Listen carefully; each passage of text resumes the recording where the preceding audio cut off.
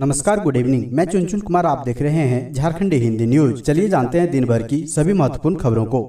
हेमंत सरकार के खिलाफ सड़क पर उतरे सैकड़ों छात्र, 15 दिनों में नियोजन नीति बनाने की मांग। झारखंड हाईकोर्ट में कुछ दिनों पहले हेमंत सोरेन सरकार की नियोजन नीति रद्द होने के बाद पलामू में बुधवार को सैकड़ों छात्र रोड पर उतरे। इस दौरान सैकड़ों छात्र रैली की शक्ल में जमा हुए और मेदिनीनगर के रेडमा से छमुहाना के बीच रोड जाम कर दिया। छात्रों ने इस रैली और जनसभा को जन आक्रोश का नाम दिया। जानकारी के अनुसार इस कार्यक्रम में विभिन्न कोचिंग संस्थानों से जुड़े हुए छात्र शामिल हुए। छात्रों की जन आक्रोश रैली अचानक निकाली गई। छात्रों की इस रैली के बाद करीब 2 घंटे तक शहर में जाम की स्थिति रही। बाद में प्रशासनिक अधिकारियों के समझाने और ज्ञापन सौंपने के बाद छात्र अपने घरों की तरफ वापस लौट गए। छात्रों की इस रैली का नेतृत्व कोचिंग संस्थान भी कर रहे थे। जनवरी से लागू होगा निजी कंपनियों में 75% युवाओं को नौकरी का नियम। जनवरी से लागू होगा निजी कंपनियों में 75% युवाओं को नौकरी का नियम, सदन में बोले झारखंड के मंत्री। झारखंड में निजी कंपनियों में 75% स्थानीय युवाओं को रोजगार देने का नियम जनवरी 2023 में लागू हो जाएगा। प्रदेश के श्रम मंत्री सत्यानंद भोक्ता ने झारखंड विधानसभा के शीतकालीन सत्र के तीसरे दिन विधायक प्रदीप यादव और विधायक सुदीप कुमार सोनू के सवालों के जवाब में यह जानकारी दी। इस योजना के लागू होने में देरी के लिए प्रदीप यादव और सुदीप कुमार दोनों हेमंत सोरेन सरकार की खिंचाई भी की। दोनों विधायकों ने वर्ष 2021 में विधानसभा से पारित इस कानून को स्थानीय बेरोजगार युवाओं के लिए वरदान करार दिया। साथ ही कहा है कि अगर सरकार सख्ती से इसे लागू नहीं करेगी तो झारखंड के युवाओं को नौकरी नहीं मिलेगी। प्रदीप यादव ने कहा है कि वर्ष 2021 में इस कानून को सदन ने पारित किया। सितंबर 2022 में इसे अधिसूचित कर दिया गया। नियम था कि 30 दिन के भीतर सभी नियोक्ता श्रम एवं रोजगार विभाग में अपना पंजीयन कराएं। प्रदीप यादव ने कहा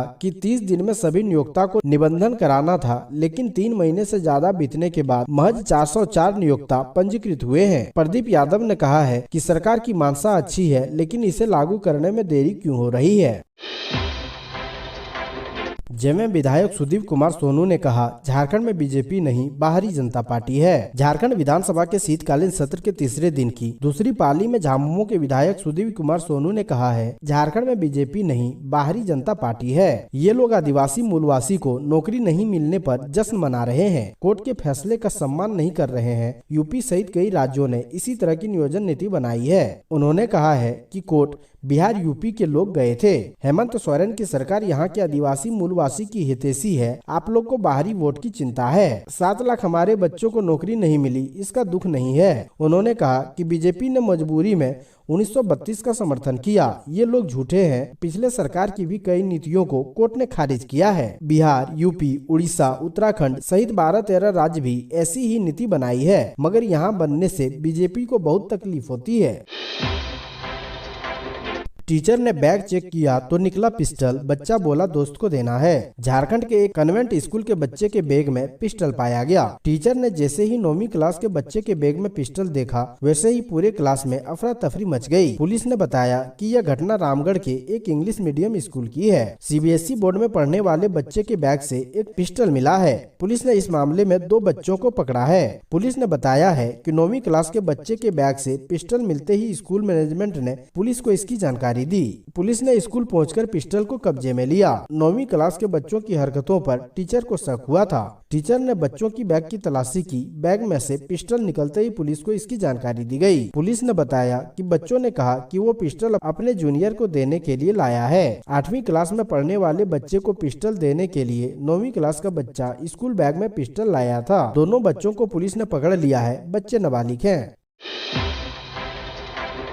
ईडी के शपथ पत्र पर सियासत तेज, बाबूलाल मरांडी ने की राष्ट्रपति शासन की मांग। ईडी के शपथ पत्र के बाद राज्य में सियासत तेज हो गई है। पूर्व सीएम बाबूलाल मरांडी ने झारखंड की स्थिति को देखते हुए राष्ट्रपति शासन लागू करने की मांग की है। विधानसभा के शीतकालीन सत्र में भाग लेने पहुंचे बाबूलाल मरांडी ने मीडिया से बात करते हुए कहा है कि जिस तरह से मुख्यमंत्री के प्रेस सलाहकार ने केस को मैनेज करने की कोशिश की है, इससे साफ लगता है कि राज्य में कैसी स्थिति है। उन्होंने कहा है कि पहले ठेका को मैनेज करने की कोशिश होती है और अब उनके प्रेस सलाहकार केस को मैनेज करने का प्रयास करते हैं। लगता है कि राज्य में गुंडों का शासन है। गौरतलब है कि बड़हरवा टोल प्लाजा विवाद मामले में ईडी ने मंत्री आलमगीर आलम और पंकज मिश्रा को क्लीन चिट देने के मामले में हाईकोर्ट में शपथ पत्र दायर किया है। शपथ पत्र में कई सनसनीखेज बातों का उल्लेख किया गया है। जानकारी के मुताबिक ईडी के शपथ पत्र में पंकज मिश्रा, अभिषेक श्रीवास्तव उर्फ पिंटू एवं महाधिवक्ता सहित अन्य लोगों के बीच मोबाइल फोन से बातचीत का भी जिक्र किया गया है, जिसके बाद से सियासत तेज हो गई है। स्वास्थ्य व्यवस्था की खुली पोल। फूलो झानो मेडिकल अस्पताल में अल्ट्रासाउंड नहीं होने के विरोध में मरीजों ने किया हंगामा। दुमका के फूलो झानो मेडिकल अस्पताल दुमका में अल्ट्रासाउंड नहीं होने के कारण मरीजों ने हंगामा कर दिया। मरीजों का कहना है कि अस्पताल में अल्ट्रासाउंड के लिए लंबी लंबी लाइन लगानी पड़ती है। नंबर लगाने के बावजूद डॉक्टर नहीं रहने के कारण अल्ट्रासाउंड नहीं हो पाता है, जिससे मरीजों को काफी परेशानियों का सामना करना पड़ रहा है। मामले में अस्पताल के सुपरिटेंडेंट का कहना है कि एक डॉक्टर के भरोसे अल्ट्रासाउंड कराया जाता है। ऐसे में डॉक्टर की कमी होने के कारण ऐसी स्थिति उत्पन्न हो जाती है। देवघर के लोगों के लिए खुशखबरी। बाबा मंदिर परिसर में 22 और 24 दिसंबर को कैंप लगाकर बनाया जाएगा आयुष्मान और राशन कार्ड। देवघर के उन लोगों के लिए खुशखबरी है जिन्होंने अभी तक अपना आयुष्मान कार्ड और राशन कार्ड नहीं बनवाया है। दरअसल जिला प्रशासन की ओर से वैद्यनाथ मंदिर के परिसर में 22 और 24 दिसंबर को कैंप लगाया जाएगा। प्रत्येक व्यक्ति आयुष्मान कार्ड और राशन कार्ड के लिए आवेदन कर सकते हैं। इस संबंध में देवघर के डीसी मंजूनाथ भजंत्री ने बैठक कर पदाधिकारियों को निर्देश दिया है। डीसी मंजूनाथ भजंत्री ने पदाधिकारियों और निकाय के जनप्रतिनिधियों के साथ बैठक कर कहा है कि वे ऐसे लोग जो पात्र हैं लेकिन अभी तक उनका राशन कार्ड या आयुष्मान कार्ड नहीं बना है, वो कैंप में आकर आवेदन करें। सरकार की महत्वाकांक्षी योजना का लाभ सभी जरूरतमंदों को मिलना चाहिए।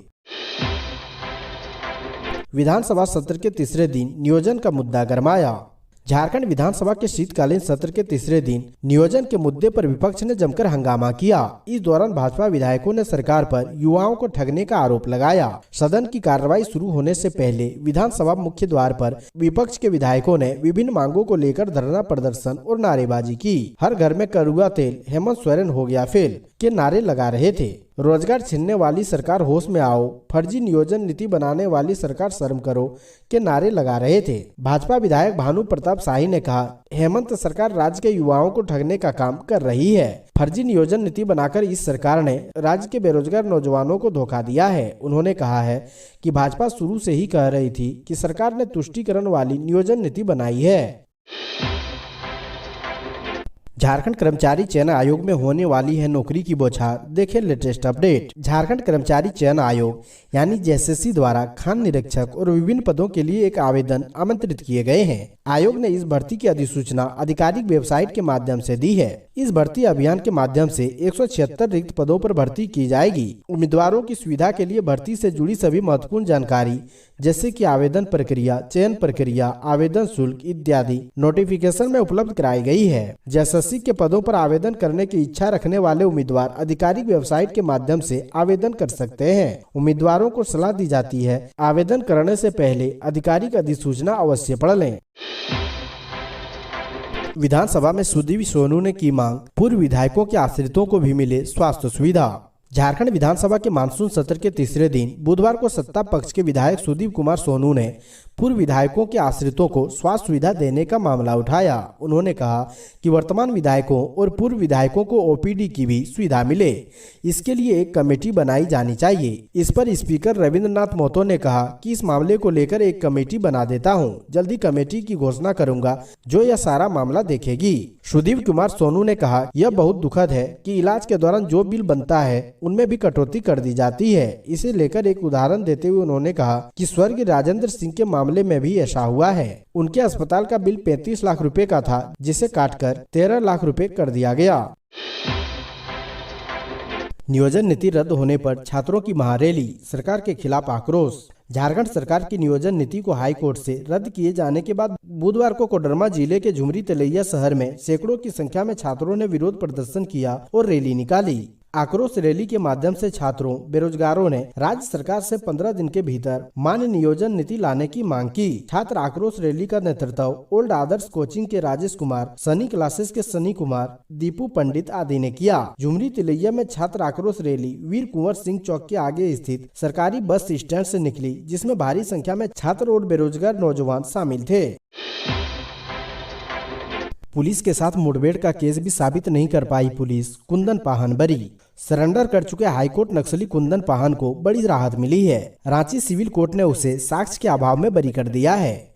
वर्ष 2008 में कुंदन पाहन के खिलाफ रांची के नामकुम थाने में पुलिस के साथ मुठभेड़ के बाद प्राथमिकी दर्ज की गई थी। रांची सिविल कोर्ट के अपर न्यायायुक्त 3 MC झा की कोर्ट ने इस मामले की सुनवाई की। सुनवाई के दौरान रांची पुलिस के द्वारा 5 गवाह प्रस्तुत किए गए, लेकिन पुलिस के 5 गवाह भी यह साबित नहीं कर पाए कि पुलिस पार्टी पर कुंदन पाहन के दस्ते ने ही गोलीबारी की थी। बता दें कि कुंदन पाहन ने राज्य सरकार की सरेंडर नीति के तहत वर्ष 2017 में समर्पण किया था।